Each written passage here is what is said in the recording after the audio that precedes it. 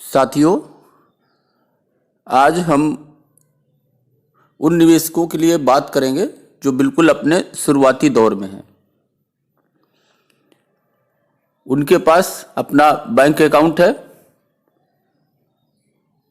और उनके पास ब्रोकर यानी डीपी का ट्रेडिंग अकाउंट, डीमैट अकाउंट है और उन्होंने उस अपने डीपी अर्थात ब्रोकर का एक ऐप अपने मोबाइल में इंस्टॉल कर रखा है ताकि वो सब कुछ अपने घर बैठे ऑनलाइन कर सके। साथियों, निवेश और ब्याज पर एक संक्षिप्त बात आपसे करूंगा। अक्सर आप बैंक में अपना पैसा जमा करते हैं। आजकल उस पर 4% से लेकर के 6 और 6.5% तक ब्याज मिलता है। लेकिन साथियों, आप यदि बैंक को सुरक्षित समझते हैं इसलिए उसमें पैसा जमा करते हैं, आप किसी बड़े बैंक के शेयर लेकर देखें। शेयर तो उस बैंक का हिस्सेदारी हुआ, मालिकाना हक हुआ, और आप देखेंगे कि इस बड़े बैंक के शेयर पर आपको डिविडेंड भी मिलेगा और डिविडेंड के साथ साथ आपकी जो ग्रोथ होगी वो कहीं आपके 4% से ज्यादा होगी, 6% से ज्यादा होगी। ये 10%, 15% और 20% भी हो सकती है, जबकि आपने उसी बैंक में निवेश किया है। पहला निवेश आपने उस पर आरडी या एफडी के रूप में जमा करके ब्याज के रूप में लाभ के लिए किया है, और दूसरा निवेश उसी बैंक के शेयर्स खरीदकर, और आपने उस पर जो आपको ग्रोथ हुई और जो आपको डिविडेंड मिला, कभी आप इनकी तुलना करें। बैंक वही है लेकिन निवेश का तरीका बदल गया। तो साथियों, यह है निवेश का तरीका। अब साथियों, अगर आपके पास bank account, trading account, demat account और ऐप आपका इंस्टॉल है, अब सवाल ये उठता है कि अब आगे आप क्या करें, कौन सा शेयर खरीदें, कहां शेयर खरीदें, किस तरह से अपनी शुरुआत करें, कैसे इसकी स्टडी करें। तो उन निवेशकों के लिए कुछ छोटी छोटी बातें आपको बतलाएंगे। साथियों, निवेशक के लिए बहुत बारीक जानकारी की कभी आवश्यकता नहीं होती। उसे एक मोटी मोटी और रूट लेवल की जानकारी करनी होती है, क्योंकि उसे प्रतिदिन प्रति घंटे की ट्रेडिंग नहीं करनी, बल्कि अपने ग्रोथ को देखना है, अपने लाभ को देखना है, एक लंबे समय के लिए देखना है। उसे छोटे छोटे लाभ नहीं कमाने, उसे बड़ा लाभ कमाना है। तो साथियों, इसी पर हम बात करेंगे। अक्सर हम बात करते हैं निफ्टी और सेंसेक्स की। साथियों, यदि आपको ट्रेडिंग करना है या आपको निवेश करना है, आपको शेयर खरीदना है, शेयर बेचना है, कुछ भी करना है, इसके 2 प्लेटफॉर्म हैं, नेशनल स्टॉक एक्सचेंज और बॉम्बे स्टॉक एक्सचेंज। इन्हीं स्टॉक एक्सचेंज के मदद से वहीं पर आप खरीद बिक्री करते हैं अपने मोबाइल से घर बैठे। और साथियों, इनके इंडेक्स को, जो बॉम्बे स्टॉक एक्सचेंज है उसमें एक इंडेक्स है 30 शेयरों का, उसको सेंसेक्स कहते हैं।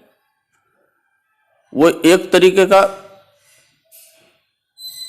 बाजार का एक रूप है जो बाजार की तमाम बातों को शो करता है, वो रिप्रेजेंट करता है। और इसी तरीके से नेशनल स्टॉक एक्सचेंज का निफ्टी है जो 50 चुनिंदा शेयरों का एक इंडेक्स है, जो नेशनल स्टॉक एक्सचेंज के जितने भी शेयर्स हैं उनको रिप्रेजेंट करता है।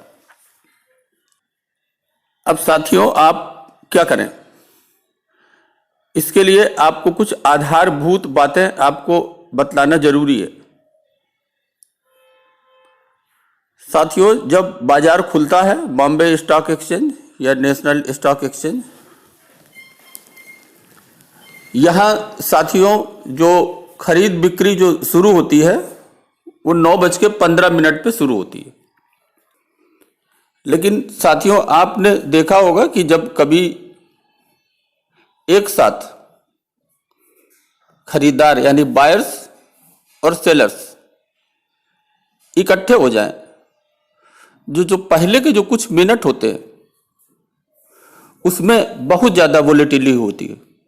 इस वोलेटाइल मार्केट में खरीद बिक्री कर पाने की एक पूर्वानुमान, एक उसका विचलन जो है बहुत ज्यादा होता है।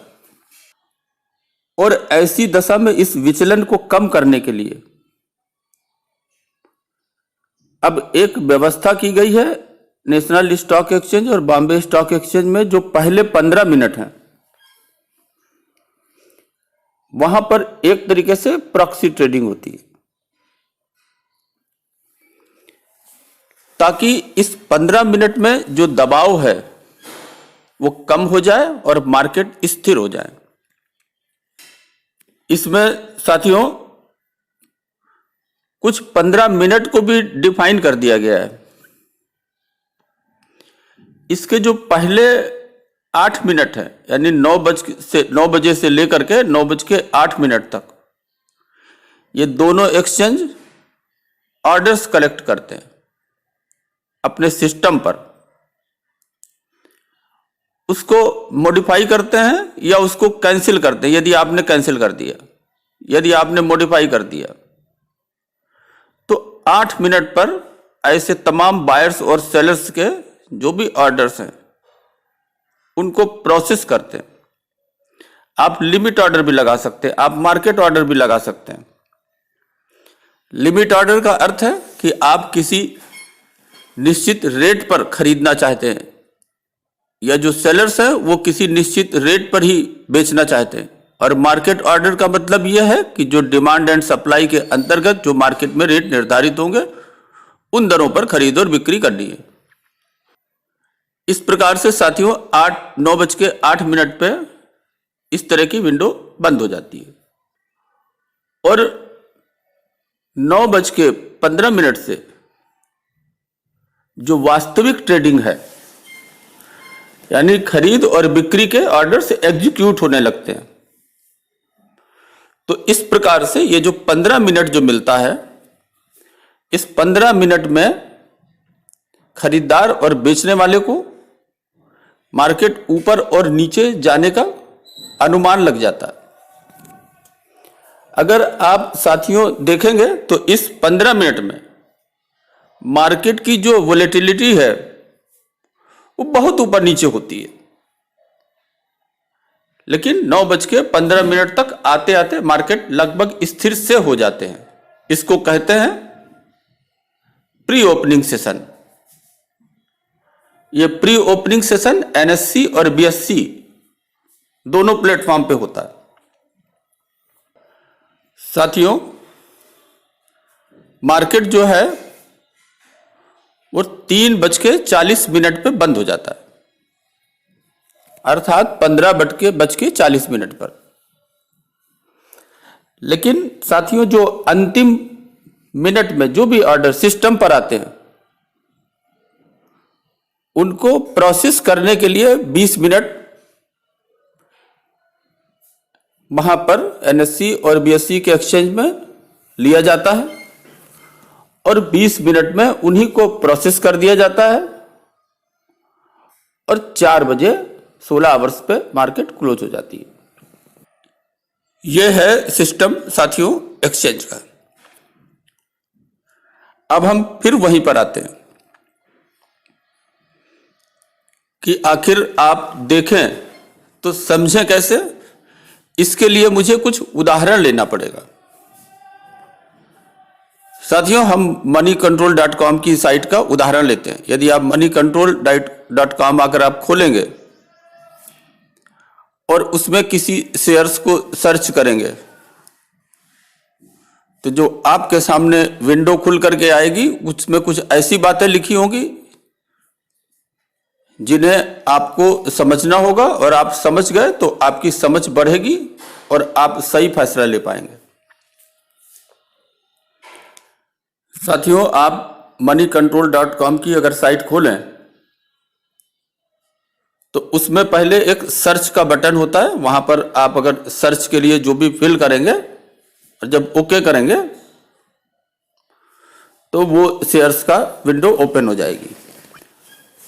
उस विंडो को जब आप खोलेंगे तो सबसे पहले शेयर्स का कोड लिखा होगा, जिस कोड नाम से, जैसे आपको रिलैक्सो फुटवियर का खोलना है तो उसमें रिलैक्सो फुटवियर यानी जिस नाम से ट्रेडिंग होती है वो नाम दिखेगा। साथियों, उसके बाद उसकी रेट लिखेगी कि अगर मार्केट बंद है तो लास्ट रेट उसके क्या थे, किस दर पे उसकी खरीद बिक्री हुई थी। इसके बाद ये दिखेगा कि यह कितना रुपया नीचे गया था या कितना रुपया ऊपर गया था पिछले दिन, इसके पहले दिन जो क्लोजिंग हुई थी उससे। उसके बाद उसका परसेंटेज लिखा होगा कि कितने प्रतिशत पिछले दिन के मुकाबले आज के दिन कितने प्रतिशत गिरा या कितने प्रतिशत बढ़ा। उसके बाद वॉल्यूम लिखा होगा कि मार्केट में कितने हजार या कितने लाख शेयर्स खरीदे बेचे गए। साथियों, उसके बाद अगर आप देखें तो एक ग्राफ बना होगा। ग्राफ आपका 1 दिन का होगा, 5 दिन का होगा, 1 महीने का, 3 महीने का, 6 महीने का और 1 वर्ष का। आप इस ग्राफ को देखेंगे तो आपको इसकी चाल नजर आएगी कि ये शेयर्स अपने रास्ते में कैसे कैसे गिरता है और कैसे कैसे ऊपर जाता है। साथियों, इस ग्राफ में आपको बहुत कुछ नहीं देखना है। आप देखें तो कम से कम 6 महीने और 1 साल का आप जरूर देखें और आप देखें कि इसका जो रास्ता है, इसका जो पाथ है, ऊपर जाने का है, नीचे जाने का है, बराबर जाने का है। आप उसकी दिशा का अनुमान लगाएं। साथियों, उससे नीचे अगर आप आएंगे तो लिखा होता है बिड प्राइस। बिड प्राइस का जो अर्थ है उसका मतलब यह है कि जो मार्केट में जो खरीदार हैं वो किस रेट पे खरीदारी करना चाहते हैं। उसके बाद अगर आप देखेंगे तो ध्यानपूर्वक तो उसकी मात्रा भी लिखी होती है कि कितने खरीदार अभी इस प्राइस पे खड़े हुए हैं। उसके बाद ऑफर प्राइस होती है। ऑफर प्राइस का मतलब यह है कि जो बेचने वाले लोग हैं वो किस दर पर उस शेयर को बेचने के लिए खड़े हैं, उसकी मात्रा भी होती है। प्रीवियस क्लोज का मतलब यह है कि पिछले दिन जब बाजार बंद हुआ था तो बंद होने के समय उसका अंतिम दर क्या थी। साथियों, उसके नीचे ओपन प्राइस लिखा होता है कि मार्केट खुला था तो किस दर से शुरुआत हुई थी और प्रीवियस क्लोज का मतलब यह है कि किस दर पे बंद हुआ था। साथियों, उसके बाद अगर आप देखेंगे तो उसमें वी वैप लिखा होगा। इसे आपको समझने की जरूरत नहीं है।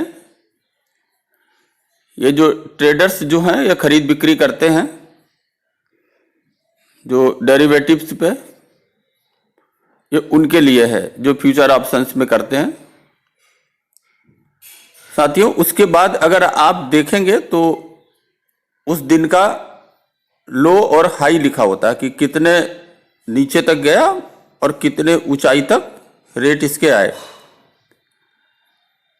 इसके बाद 52 हफ्ते का हिसाब किताब होता है कि 52 हफ्ते में यह कितने नीचे था और 52 हफ्ते में इसकी ऊंचाई कहां तक गई। इसके बाद साथियों आप देखें मार्केट कैपिटल लिखा होता है। मार्केट कैपिटल का मतलब यह है कि जो नंबर ऑफ शेयर्स उस कंपनी के हैं और उसका एक शेयर का जो बाजार मूल्य है उन दोनों को गुणा कर दें तो मार्केट कैपिटल आ जाती है।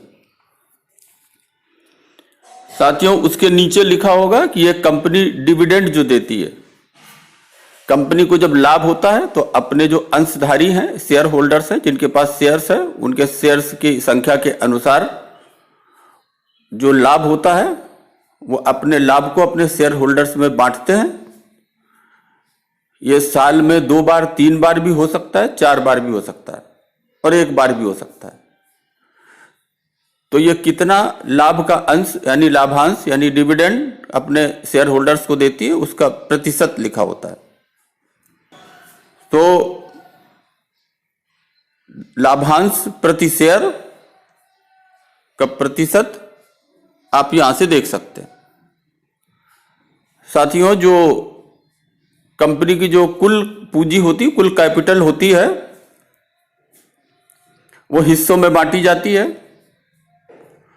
और जो एक हिस्सा होता है, एक शेयर जो होता है, उसका पूंजी के अनुसार वितरण के समय क्या रेट था वो लिखा होता है।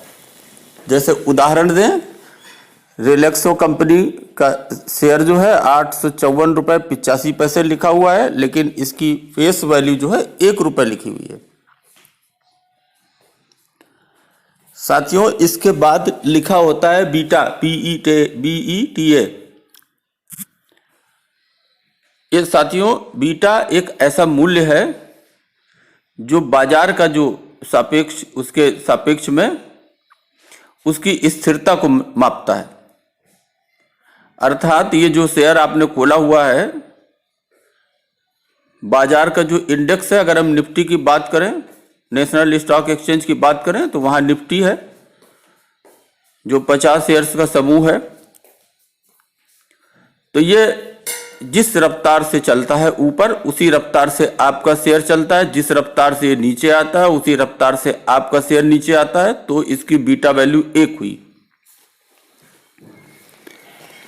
लेकिन अगर बाजार के गिरने की रफ्तार और आपके शेयर के जो है वो गिरने की रफ्तार, दोनों की अगर आप तुलना करें और आपका कम गिरता है, बाजार ज्यादा गिरता है, तो बीटा वैल्यू 1 से कम हुई। इसी तरीके से अगर बाजार जो है उससे आपके शेयर में ज्यादा प्रभाव पड़ता है, यानी बाजार जितना गिरता है या जितना ऊपर जाता है, उससे कहीं ज्यादा आपका शेयर ज्यादा गिरता है या ज्यादा ऊपर जाता है, तो उसकी बीटा वैल्यू 1 से अधिक हुई। तो साथियों, अगर आपको वास्तविक निवेश करना है तो आप देखें कि आपके शेयर की बीटा वैल्यू 1 से कम ही रहे। आप इसको ध्यान रखें, इससे स्थिरता प्रकट होती है। साथियों, इसके बाद अगर आप और आगे देखें तो बीटा वैल्यू के बाद इंडस्ट्री पी लिखा होता है। साथियों, जिस सेक्टर की ये आपका कंपनी आप देख रहे हैं, उस सेक्टर की जो चुनिंदा कंपनी है और कुछ दूसरी कंपनी है, तो उस सेक्टर में जो अर्निंग का जो औसत है, वो पूरी इंडस्ट्री के जो अर्निंग है उसका जो औसत है, उस औसत से उसके मूल्यों का कितना गुना है, ये इंडस्ट्री का है। कि अगर 1 रुपया कमाती है औसत और उसकी कीमत औसत अगर 10 रुपए है, तो इसका मतलब यह कि इंडस्ट्री के पीई जो है वो 10 है। आपका जो विशेष जो शेयर है उसकी पीई अलग हो सकती है। अगर उसकी पीई ज्यादा है तो इसका मतलब यह है कि इंडस्ट्री से महंगा है, और उसकी पीई कम है तो इंडस्ट्री से सस्ता है। इस तरह साथियों, अगर आप देखें तो और आगे एक लिखा होता है ईपीएस, अर्निंग पर शेयर। मतलब जो कंपनी है वो जो लाभ कमाती है अगर उसके शेयर्स की संख्या में भाग दे दिया जाए तो एक शेयर का लाभ आ जाता है, जो कंपनी कमाती है उसको कहते हैं अर्निंग पर शेयर। उसके बाद साथियों आप देखेंगे पीसी लिखा होगा, पुट कॉल रेशियो। इसको आपको समझने की जरूरत नहीं है यदि आप शुद्ध लंबे समय के निवेशक हैं। उसके बाद लिखा होगा पीई। पीई का मतलब है कि ये आपका शेयर, आपकी कंपनी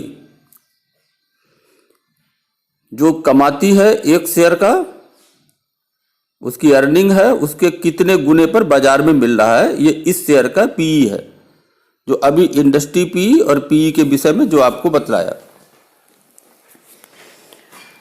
साथियों उसके बाद लिखा होता है प्राइस टू बुक वैल्यू। साथियों कंपनी के पास एक संपत्ति होती है, उसके दायित्व को घटाने के बाद,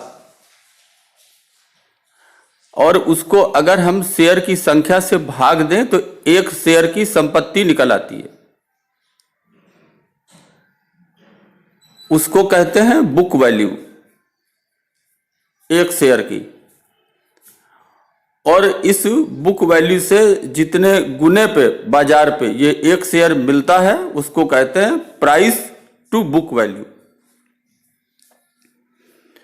साथियों उसके बाद डिलीवरेबल्स भी लिखा होगा, डिलीवरी। ये जो खरीद बिक्री होती है, तो खरीद बिक्री में फ्यूचर एंड ऑप्शन में, डेरिवेटिव में भी खरीद बिक्री होती है, और एक नगद खरीद बिक्री होती है कि पैसा देकर के शेयर खरीदना और पैसा लेकर के शेयर बेचना। तो ये जो नगद खरीद बिक्री, ये फिजिकल ट्रांजैक्शन जो होते हैं, ये जो डिलीवरी कुल जो खरीद बिक्री हुई उसमें से नगद खरीद बिक्री जिन शेयरों को हुई उनका प्रतिशत क्या है, ये प्रतिशत दिया होता है। अक्सर जो है जब वास्तविक खरीद बिक्री बढ़ जाती है, इसका मतलब यह है कि शेयर की यह वास्तविक डिमांड अब शुरू हो गई है, क्योंकि डेरिवेटिव्स में, फ्यूचर एंड ऑप्शंस में स्पेकुलेटिव ट्रेडिंग होती है। तो और यहां जो डिलीवरी है यह वास्तविक ट्रेडिंग है। साथियों जब किसी शेयर की डिलीवरी 40% से ऊपर हो और लगातार बनी रहे तो आप समझ लीजिए कि इस शेयर के अच्छे दिन आने वाले हैं, क्योंकि लोग इस शेयर्स को अपनी पोर्टफोलियो पे रख रहे हैं। आप नहीं समझ पा रहे हैं, लेकिन बहुत से लोग समझ रहे हैं और उनकी समझ का आप अपनी समझ से फायदा उठा सकते हैं। तो साथियों इस प्रकार से आप किसी भी साइट से देख सकते हैं। हम यहां पर मनी कंट्रोल का उदाहरण ले रहे हैं। साथियों ऊपर अगर आप देखेंगे तो ऊपर अलग अलग लिखा होगा, ओवरव्यू होगा, न्यूज एंड रिसर्च होंगे, टेक्निकल्स होंगे, फोरम होगा, मार्केट डेप्थ होगी, कारपोरेट एक्शन होगा। लेकिन अभी आपको मैं बतलाऊंगा, आप इसके फाइनेंशियल्स देखिए। अगर आप फाइनेंशियल्स देखेंगे तो उसमें इनकम स्टेटमेंट होगा, जिसमें आपको पिछले क्वार्टर और पिछले सालों से कंपैरिजन मिल जाएगा। जैसे सेल्स कितनी है, इनकम कितनी है, टोटल इनकम कितनी हो गई, एक्सपेंडिचर कितनी हो गई, उसका नेट प्रॉफिट कितना हुआ, आपको बैलेंस शीट मिल जाएगी। इसमें आप देख सकते हैं कि इसकी जब शुरू हुई थी तो शेयर कैपिटल कितनी थी। साथियों इसके पास रिजर्व कितने हैं,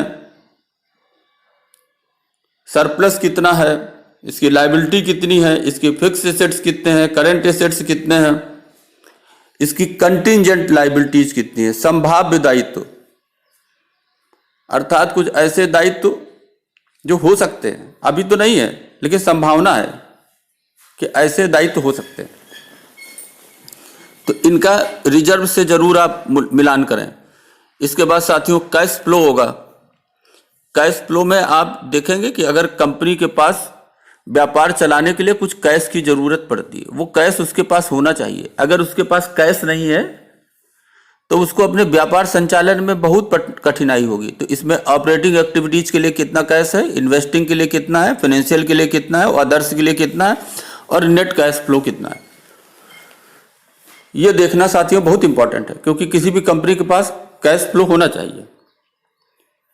उसके बाद अगर आप देखेंगे तो इसमें रेशियो लिखे होंगे, फाइनेंशियल रेशियो कि अर्निंग पर शेयर कितनी है, इसका डिविडेंड कितना मिलता है, इसकी फेस वैल्यू कितनी है, इसका ऑपरेटिंग मार्जिन कितना है, नेट प्रॉफिट मार्जिन कितना है, रिटर्न ऑन कैपिटल एम्प्लॉयड कितना है। रिटर्न ऑन कैपिटल एम्प्लॉयड का मतलब ये है कि साथियों एक कंपनी जो है वो इसकी जो पूंजी जो होती है, जो कैपिटल होती है, उससे अपना व्यापार करती है, लेकिन कभी कभी व्यापार को बढ़ाने के लिए कुछ दूसरे साधनों की भी जरूरत पड़ती है, उसके लिए कर्ज लेते हैं। तो साथियों जब कर्ज लेते हैं तो डेट को भी अगर कैपिटल में शामिल कर दिया जाए, क्योंकि वो भी व्यापार को बढ़ाने के लिए लगी हुई है, उस पर कितने प्रतिशत रिटर्न मिला, यानी कर्ज को जोड़ करके कितने प्रतिशत रिटर्न मिला। और आरओसी का मतलब है कि केवल कैपिटल के हिसाब से कितना परसेंटेज उसको फायदा मिला। क्योंकि अगर कर्ज लेकर के भी उसका फायदा परसेंटेज में बहुत कम हो जा रहा है, तो इसका अर्थ यह है कि उस कर्ज का पूरा फायदा कंपनी नहीं उठा पा रही है। तो सीधा सा अर्थ है कि आरओसी से आरओसीई जो है वो जो है एक पर्याप्त मात्रा में उसका प्रतिशत अधिक होना चाहिए। उसके बाद आप देखेंगे इसमें डेट टू इक्विटी रेशियो, उस पर कर्जा कितना है। वैसे तो कर्ज मुक्त कंपनी होनी चाहिए, लेकिन ये रेशियो जो है 0.20 से अगर अधिक है तो फिर आप सावधान हो जाएं। तो इस प्रकार से इसमें रेशियो लिखे होते हैं, आप ये तमाम रेशियो आप देख सकते हैं और इसके पिछले सालों से तुलना कर सकते हैं। साथियों इसके साथ साथ अगर आप और देखेंगे तो इसमें अगर आप जाएंगे तो शेयर होल्डिंग पैटर्न्स आप देख सकते हैं। इसमें लिखा होगा कि प्रमोटर्स की कितने % हिस्सेदारी है। दूसरा ये देखना है कि अब कंपनी ने अपने शेयर्स गिरवी तो नहीं रख रखे हैं, अगर गिरवी रख रखे हैं तो आप बिल्कुल सावधान हो जाइए। इसके बाद देखना है कि एफआईआई का इसमें कितना निवेश है, कितने प्रतिशत, उनकी आप पिछले क्वार्टर पिछले सालों से तुलना भी यहां देख सकते हैं। साथियों एफआईआई का कुछ तो निवेश होना चाहिए, लेकिन यह निवेश बहुत महत्वपूर्ण नहीं है। आप निवेश देखें जो डीआईआई का निवेश है, जो हमारे बैंक से निवेश करते हैं, जो इंश्योरेंस कंपनी निवेश करती है, सबसे महत्वपूर्ण यह है कि जो म्यूचुअल फंड से निवेश करते हैं उनका प्रतिशत जरूर देखें। अगर म्यूचुअल फंड ने निवेश अपना धीरे धीरे बढ़ाया है या स्टेबल रखा है तो आप समझिए कि आपकी सोच ठीक है। लेकिन अगर bank, insurance company, mutual fund ये रफ्तार के साथ क्वार्टर टू क्वार्टर अपना हिस्सा घटा रहे हैं तो ये एक खतरे की निशानी है, आप बिल्कुल सावधान हो जाएं। तो इस प्रकार साथियों आप देख करके अनुमान लगा सकते हैं, उसके ग्राफ से उसके चाल को, उसके पाथ का अनुमान लगा सकते हैं, और थोड़ी सी स्टडी करेंगे तो आप बहुत कुछ समझ सकते हैं। साथियों अभी तो हमने आपको ये छोटी छोटी बातें बतलाई, अब अगले चर्चा में आपको EQB, BL, BT, GC, IL ये जो सीरीज के जो नाम होते हैं इनके विषय में बतलाएंगे और आपको सिस्टम बतलाएंगे कि ये जो हमारे वर्क कैसे होता है। जैसे आप इन्वेस्टर हैं, ब्रोकर क्या होता है, डीपी क्या होती है, एक्सचेंजेस क्या होते हैं और दरअसल उन पे किस तरह से काम होता है, FPI क्या होते हैं, FDI क्या होते हैं, FII क्या होते हैं। अभी इसमें अगर हम शामिल करेंगे तो बहुत लंबा हो जाएगा। अब ये हम आपको अगली चर्चा में आपको बतलाएंगे और ये दोनों अगर आप समझ लेंगे तो आप बहुत कुछ जानने की आपके अंदर समझ आ जाएगी और अपने काम को आप मनी कंट्रोल साइट देखें, लेकिन इसके साथ साथ बहुत सी साइट्स हैं। हमने तो केवल एक उदाहरण लिया है, investing.com की साइट है, चार्ट के लिए चार्टिंग है, बहुत से हैं साइट हैं। लेकिन आपको जब प्राइमरी समझ आ जाएगी तो फिर आप दूसरी साइट पे जाकर के बहुत सी बातें समझ सकते हैं।